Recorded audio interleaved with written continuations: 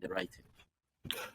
Okay, so instead of your reportage began to draw both domestic and international attention, and then the government's response was not to go after the terrorists, not to go after the people who were destroying lives and property, but to come after some of you who were reporting on these horrific events.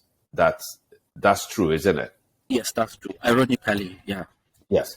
So would you say then that the government was always implicated, directly or indirectly, in these attacks on certain communities in Kaduna?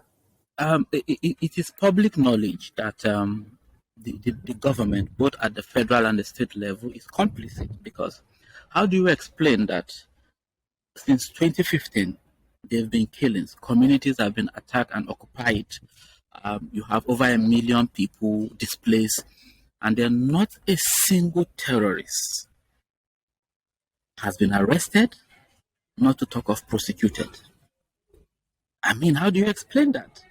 And the government has the forces and resources and the technology to identify these people, to prosecute them according to the laws of the land. But this is not being done. And you had a former chief of army staff, Lieutenant General T.Y. Danjuma, saying publicly that there's a collusion between the military and the terrorists. So it's not just about I as a civilian alleging this. No, the facts are there. I've carried out investigation, which I published, where people in the community, victims, will tell you that, hey, this is what happened. In some instances, they even accuse the military of taking part in the attacks.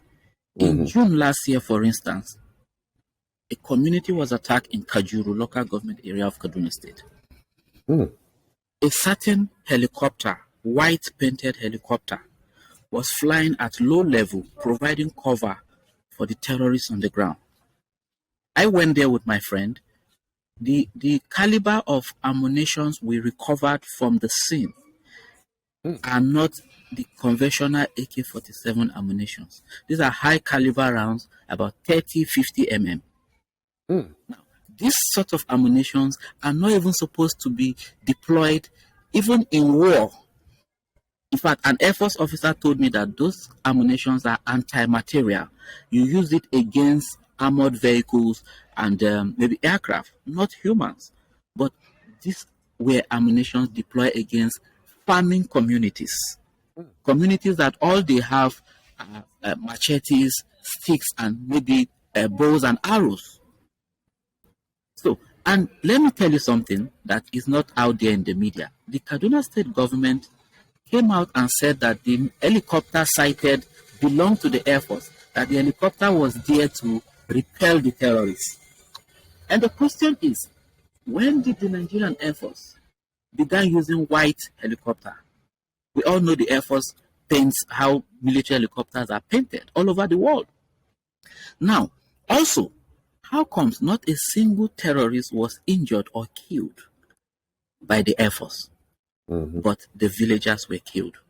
And that was not the first time we've had issues of villagers alleging that a certain white helicopter is the same color. In Niger, it happened in Niger, it happened in somewhere in Borno, the same white helicopter. And the question is, who owns the helicopter? So that question has not been answered. So